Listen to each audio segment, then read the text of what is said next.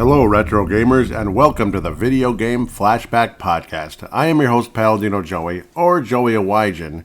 Video Game Flashback is available on all your favorite podcasting apps. Now getting on board Amazon Music and Audible, so very happy to have those added on the list. Other than that, I thank you once and always for downloading and listening to this show. It is awesome to be back on board with you once again today, as we are going to turn back the clock once again to my childhood and to going to Bigelow Video in St. Louis Park, where we will talk about a game that we first rented there called Jaws for the NES.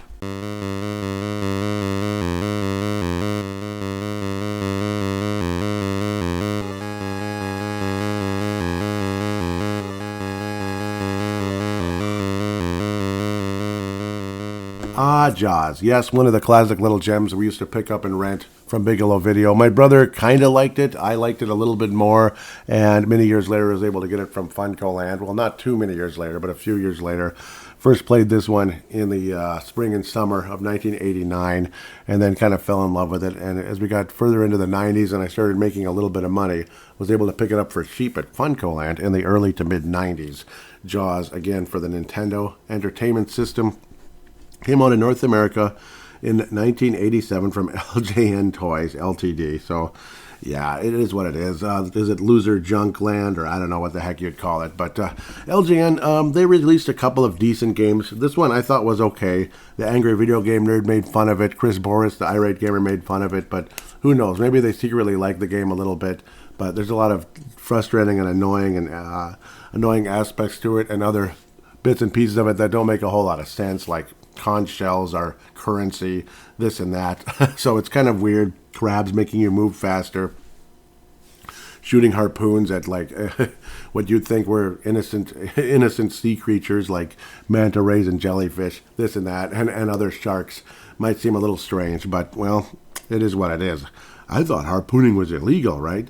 So at the end of the day, the game, again, like I said, came out in North America in 1987. Programmers Michishito Usuka, was a programmer. Artist was Ryuichi Nishizawa, and the composer Shinji Sakamoto.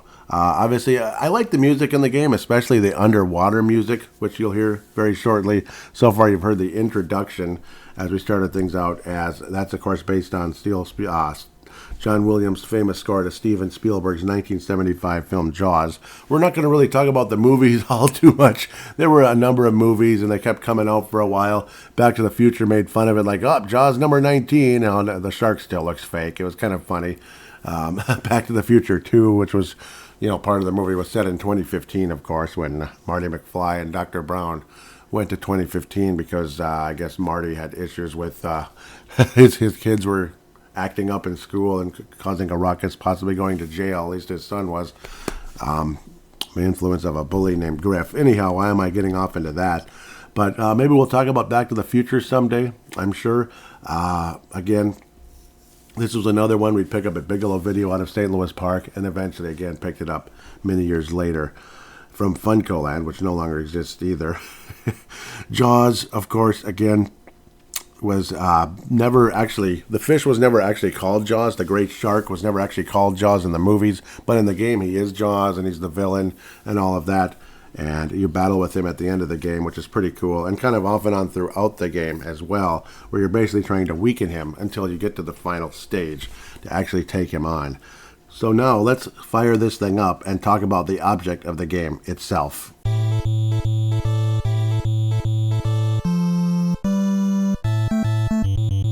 First off, you start off in what looks like a sailboat, pretty much what it is. It looks like it might be Florida or something, and then maybe you're going into the Caribbean as you go towards the left, which is kind of the other beach, basically, the other base where you can eventually power up your harpoon. But what happens along the way is you end up hitting something. They just say something. I guess it's one of the possible fish, the manta rays or the jellyfish. But you hit something, and then you go underwater and hear this.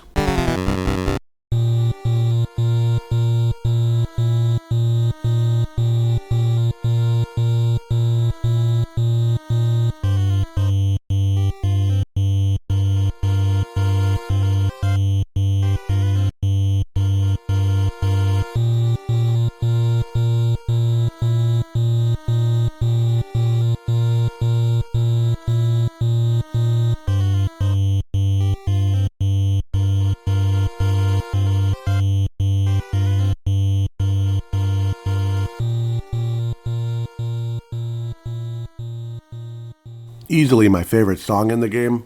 It just reminds me of being outside by the lake or by the ocean if I ever got to be by it, but out by the lake on the beach and in the lake and all that.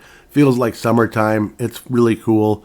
So I'll always have a special place in my heart for this song. I often actually play it on the iPod or iPhone or whatever the heck it would be, Android phone, one way or another. I'll play it sometimes when I'm hanging out by the beach, Cedar Lake or any other lake, Medicine Lake or something, on a nice summer day, whether it's hot and humid or all not all too hot. But then you run into these bad guys. You run into manta rays, which tend to kind of go left to right, right to left, left to right, right to left, and they kind of eventually keep going up, up, up from the lower part. They kind of start on wherever the screen is. Say if you're the upper part of the screen, the middle screen, and the lower part of the screen. And it also depends on where you get hit.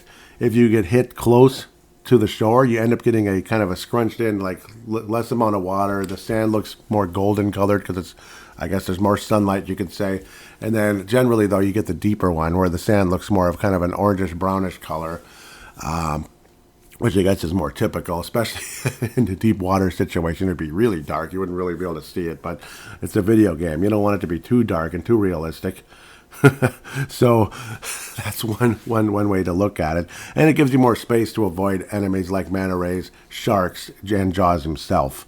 And that's kind of what happens. But you shoot with a harpoon. It might look crazy. It might look weird. Why are we shooting manta rays? Why are we shooting jellyfish? But I guess we are. We're shooting manta rays. We're shooting jellyfish. And that's kind of how we're going to handle it. You just get a couple points for that, but it doesn't really matter. Oftentimes when you shoot a manta ray or a jellyfish, the jellyfish actually come up from the ground and swim up to the top of the surface, and then they disappear unless you shoot them along the way up. They can be very dangerous because if you're hanging out near the bottom of the screen, so to speak, they can come up out of nowhere and kill you. Oftentimes called like they're coming up from hell and they want to make a mark, right? They want to wipe out somebody. And unfortunately, you have one hit point, basically. You get hit once when you're in diver form, because obviously when you get hit, you fall out of the ship into the water and you harpoon, basically, manta rays and jellyfish. And sometimes they call them baby sharks, which every time you shoot a baby shark, it will drop a conch shell. Every time you shoot a jellyfish, well, anytime you shoot a jellyfish or manta ray, it'll either disappear and nothing happens, or they will drop a star, which can give you points, which is great. I mean, it's not always all that exciting. Another key is you can only have 3 harpoons on the screen at a time, but if you get close up to Jaws and fire away with a turbo controller, you're going to really hit him hard and fast. But you can also pull it off without a turbo controller. It's definitely doable, particularly once you get enough levels. Again, jellyfish ascend vertically, and once they move to the surface, they're gone. Later on, they do kind of move towards you in kind of a back and forth motion, kind of a little bit of an east-west motion as they're going up as well, which can be a real pain in the butt. Where stingrays swim horizontally, and occasionally they can swim insanely fast, occasionally, but that's kind of random, this and that. They only take a couple shots to kill. Jellyfish takes 1 shot. Manta rays take 3. Small sharks take a number of shots, about 7 shots to knock out, and then they always drop a conch shell, which is apparently currency in this game. Again, stars give you money anywhere from, well, not money, they give you points, not money, anywhere from 500 to 5,000. I've personally never seen 5,000. It must be insanely rare. I've seen 5 to 2,000, but points are generally unimportant.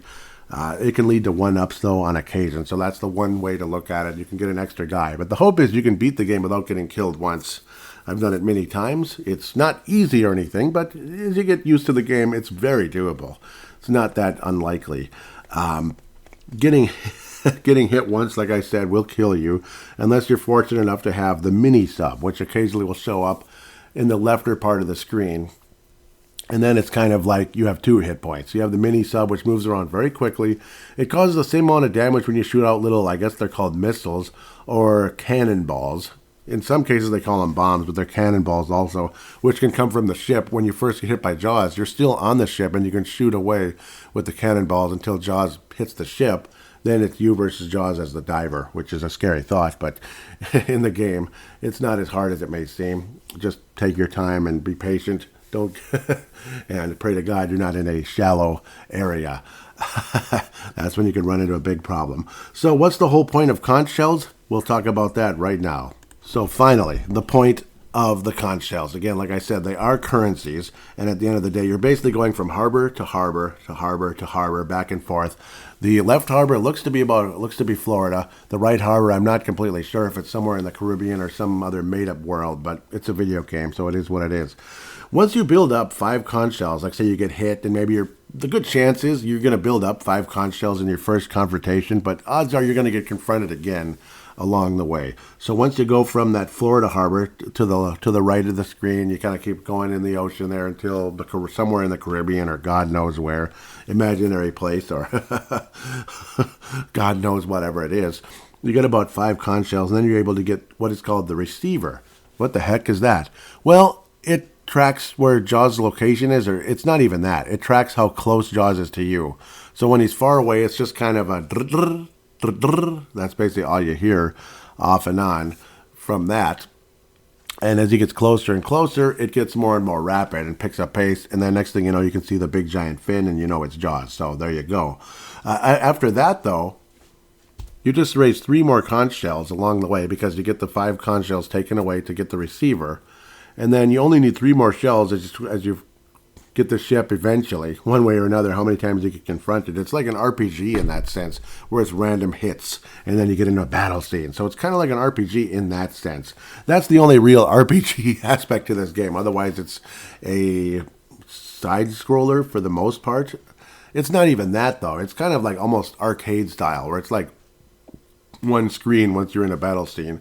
But then again, battle scenes are usually one scene as well. But you're swimming kind of back and forth, up and down, like playing Atari or Pac-Man or whatever the heck it would be. But 3 conch shells get you to level 2. So now your harpoon is twice as strong against Jaws. Against everybody else, it's the same effect. It takes 1 hit for the jellyfish, of course, 7 hits for the sharks, and 3 shots for the manta rays. So that's how that works. And then you basically go back to Florida, which is what it looks like. Now you're level 2. Then you try to get back with 5 conch shells to level 3, which is again back to the other harbor on the right side. That gets you to level 3, which oftentimes could be enough. It's nice if you can get to level 4 with 7 more conch shells. Another way to raise conch shells would be the bonus scenes.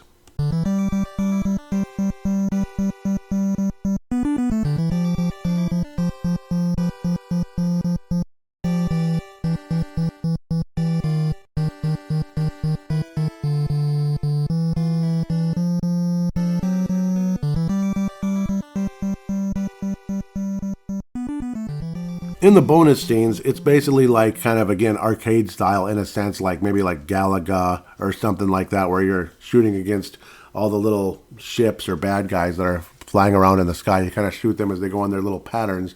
And if you're able to get them all, you get bonus points and all that in Galaga. But in this game, of course, you raise conch shells the amount of jellyfish you shoot. There's 30 jellyfish, and they swim in different patterns as you get further and further in the game. After a few confrontations, there's another battle scene, usually like the another bonus scene. The battle scene will end with a shark, basically, the small shark. You kill the small shark, get the conch shell, and then suddenly a bonus scene starts out of nowhere. It's after about 3 confrontations or so. It's kind of random after that, but after you get to the bonus scene, and they swim in a certain pattern in the first one. They swim in a different pattern in the next one, and the next one. It's all kind of similar. They get harder and harder to hit, and faster. But if you're able to get all of them, you will get 10 conch shells, so that's actually really worth it. You can gain multiple levels of that, and depending on how far you are into the game. I don't know about level 9. I've never seen that happen, but it's kind of cool. So if you only get 1 through 5 of the jellyfish, again, you're in an airplane actually dropping what look like cannonballs on jellyfish, which is really kind of funny. You'd only get 1 conch shell. I've never seen that happen. 6 to 8, you only get 2. 9 to 11, you only get 3. 12 to 14, which has happened a few times, you get only 4. 15 to 17, you get 5. 18 to 20, you get 6, 21 to 23, you get 7, 24 to 26, you get 8, 27 to 29, you get 9, and 30, you get all 30. You get bonus amount of points and 10 conch shells. I've done it a couple times. It's not easy to do. Sometimes it's luck. Sometimes you just have that knack because your plane just kind of flies side by side. Side by side, side by side. You have to time everything perfectly, and it's not always easily done. Occasionally, though, you just kind of get in a rhythm and fire away. But oftentimes, you're going to miss 1 or 2 or 3 or 4, and you wind up with probably 7 or 9 conch shells, which is, again, worth it in a sense. Occasionally, once you get far enough into the game, you're like, okay, I don't care about these stupid bonus scenes. I just want to go after Jaws now. You just get bored with it at that sense. That's where the game can get repetitious and boring and all that. And you keep running into something, whatever something is. When you're just trying to get one more stinking level, now you're stuck dealing with something and, oh, great, Jaws was close by. And then he'll swim into the screen. Otherwise, you get hit by Jaws. As you can hear the receiver freaking out, and then you see his fin come up and hit you. So that can be a pain in the butt, but it is what it is. Depending on what level you are, which I would say anywhere from 3 to 4, I think you're fine. If you get to level 5, you're probably going to kick Jaws' ass. You only need, you need 10 conch shells to get level 5, again, as you're going from harbor to harbor to harbor to harbor, right to left, left to right, left to right to left, left to right, over and over again. You can go all the way up to level 9, believe it or not, which I've never done. The furthest I've gotten is either 6 or 7. I think I got to 7 once, and I've gotten to 6 like 3 or 4 times.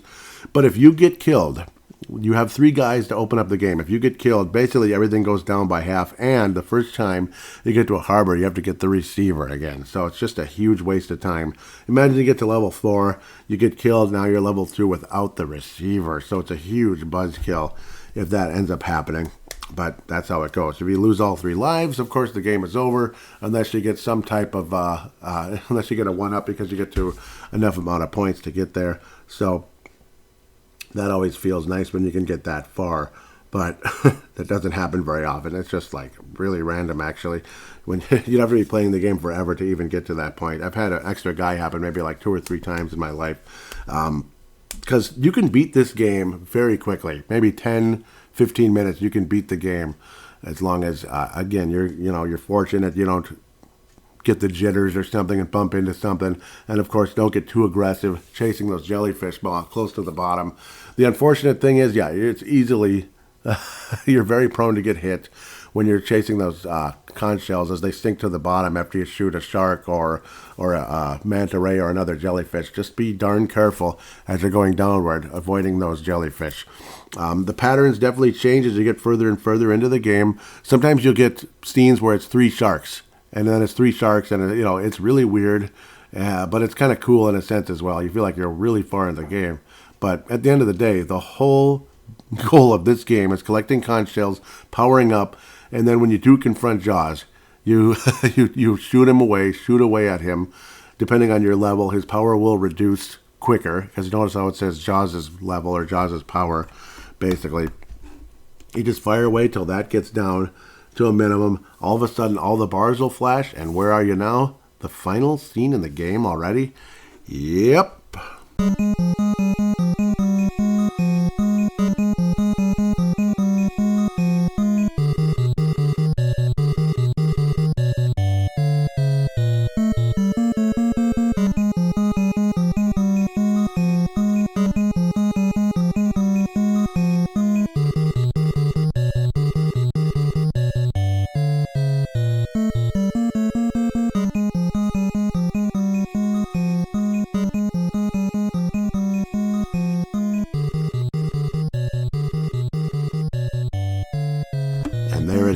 Final scene. Mano a mano. You're in the ship, and Jaws is coming after you. Kind of like in the movie for the final character. Unfortunately, there's no exploding thing that you put inside the shark and make him blow up. That'd be kind of cool. But you have 3 strobe lights you can use that make Jaws fly up out of the ground. Of course, again, he's kind of coming at you. You're the ship. You have the pointed stake in the front of the ship, which often sailboats have, but kind of like in The Little Mermaid, that pointed part of the ship is actually used to kill Jaws. Just like Prince Eric in The Little Mermaid stabbed Ursula. What a violent movie. Gosh, he stabbed Ursula with the point of the ship. in The Little Mermaid. So, ooh, the only real violent part of the movie, other than Ursula being an evil creep, basically, and turning into whatever she was, a big giant octopus. That's what she was, basically, anyway. Unfortunately, no octopus in this game. That'd be kind of cool if there was. There's jelly, but yeah, there's obviously jellyfish. Yay. But what happens here, as Jaws comes towards you, you want him to get, it's hard to even explain, but you want to get him to get to the right point, maybe like a few lengths away from your ship, and then you fire the strobe light, and then you fire the strobe light with the A button, and press the B button to make the ship jerk forward, which would stab Jaws in the chest as he jumps upward, or the side, or the back, whatever it is. Let's just be a backstabber. Stab him in the back, hell with it. Who cares? But the whole goal is, though, you have to be lined up with Jaws. So you're going sideways as Jaws is kind of going diagonal. You're going sideways, whether it be east, west, west, east, whatever you'd call it on the screen. Your left or my left, right, my right or your right. Well, it's the TV screen, so it's left or right as Jaws is swimming diagonally. You shoot the strobe light at a faraway distance. There's nothing you can do. You just wasted a strobe light, but you have 2 more. You can actually also purchase more strobe lights, if you can believe it, if you go past level 9 to what level 10 would be. So there's no level 10 with the whole conch shell situation, but that's kind of silly. That's with 10 conch shells. It's kind of like going over levels. You get extra strobe lights, so you'll be able to continue doing this final scene.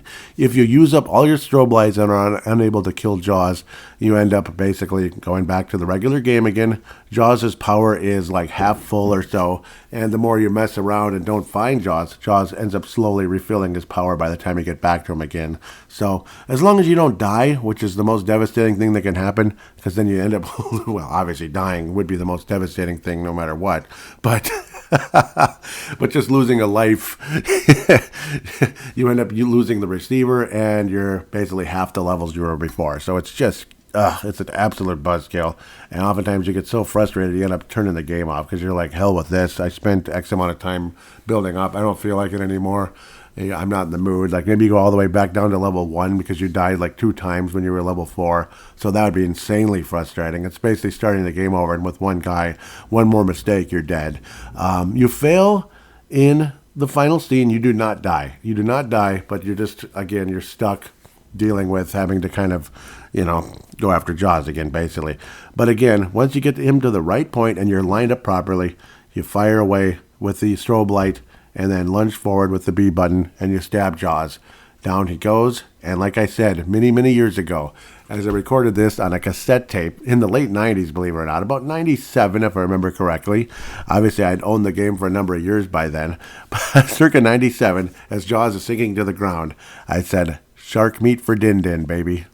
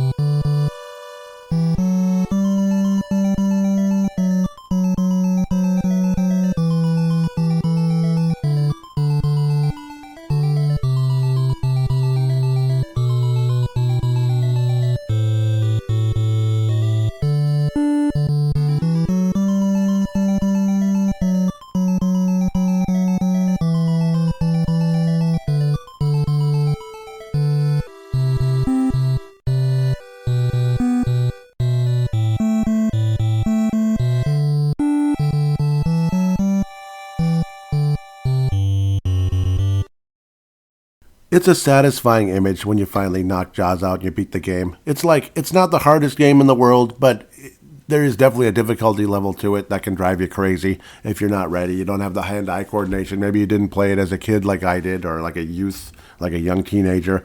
I first started playing it against circa 89, so we're talking I was about 10 years old. By July 29th, 1989, I was 10 years old by then, so, what was I, like 4th grade or something like that. So, but it was the good old days again, getting it from Bigelow Video on here in I'm in Golden Valley, but St. Louis Park, which is a neighboring south suburb. It was on Minnetonka Boulevard. So just in case you live in the Twin Cities or you're familiar with the Twin Cities, Minnetonka Boulevard off Highway 100, it was the good old days. Of course, this show is worldwide, and I appreciate every one of you that have been listening to this. Now let's hear from Derek Felska, who also talked about Jaws. He played it many years ago as well. I remember playing the game Jaws. I remember renting it from the local grocery store, Ron's Foods in Elk River. And I did not at this point in time have Nintendo Power Magazine, and I don't believe they had much of a review for it in that magazine.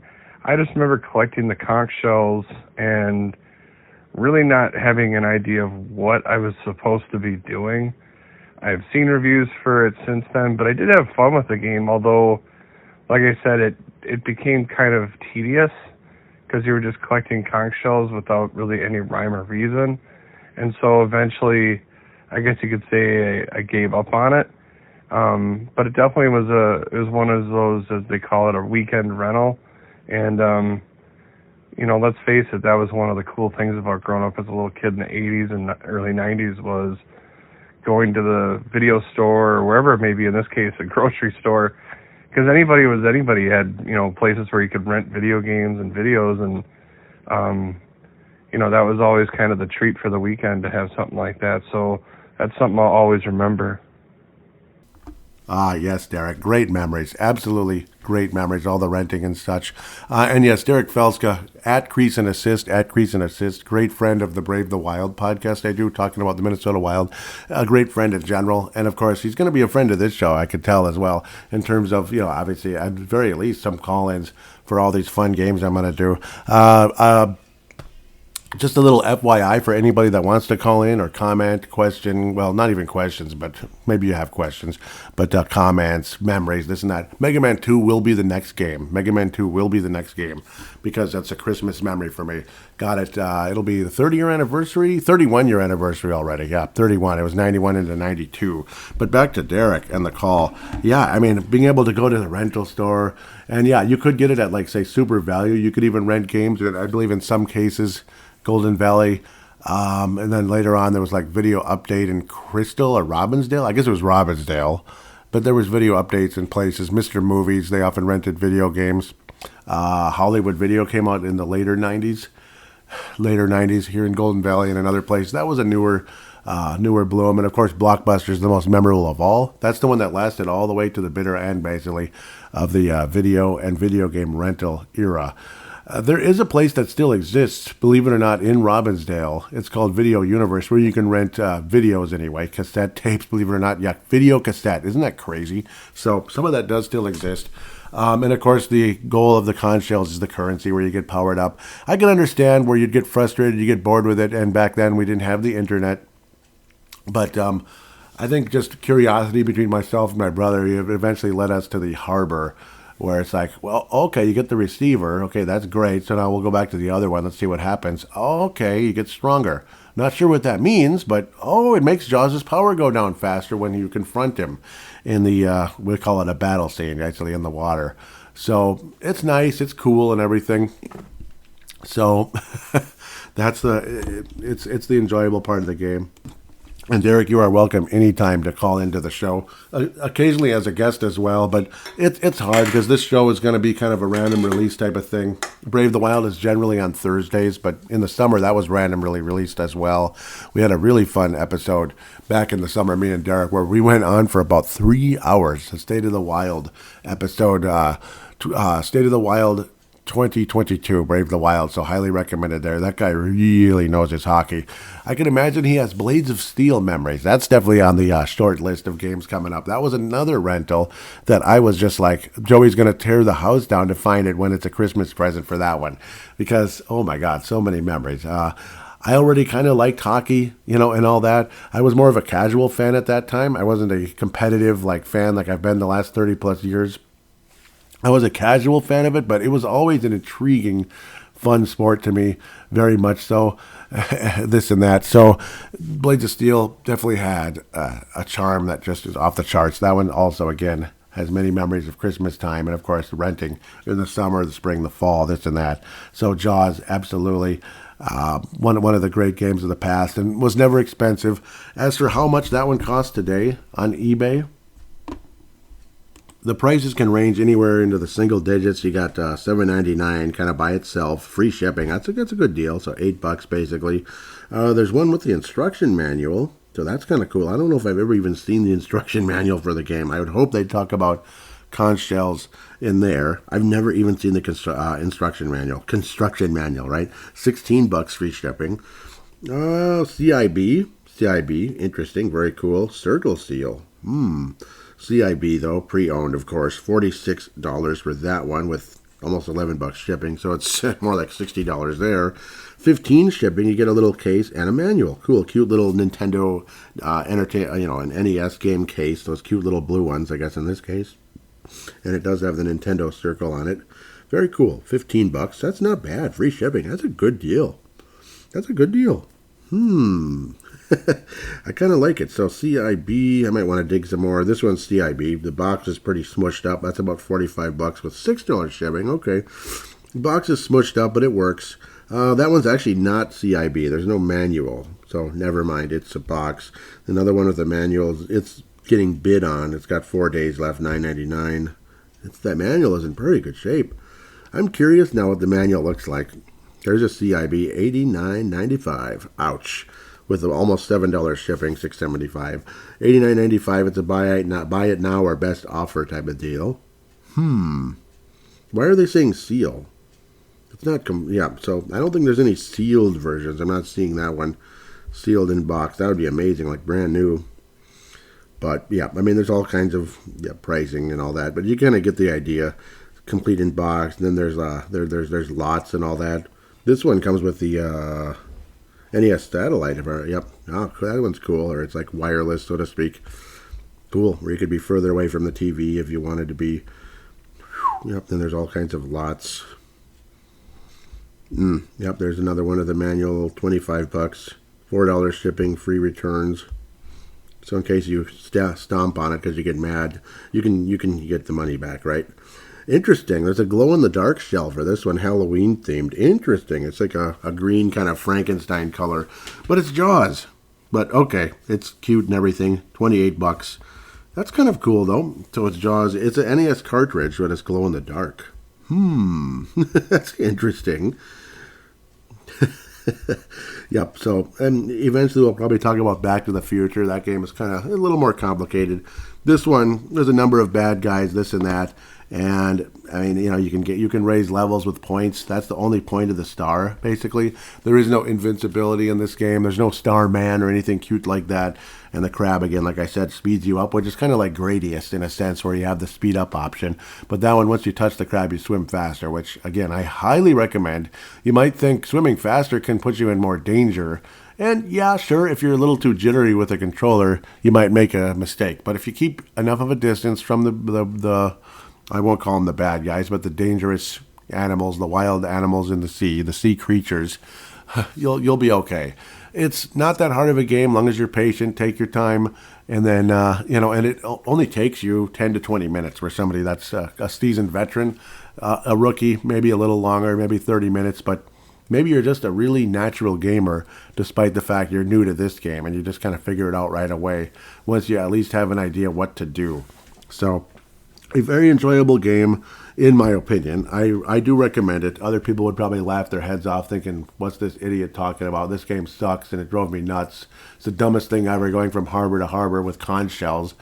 It's fun. I enjoy it. I have lots of memories of it. And plus, it's cool to play a game that you can beat in 10 to 15 minutes sometimes. It's just like, what the heck? Like maybe you're waiting for someone to come over, or you're just kind of in the mood to play Jaws. What the heck? You just want to play a quick game that you can beat, and then just kind of have that satisfaction. Like, I just beat a game. I just beat an NES game, and you feel better about it.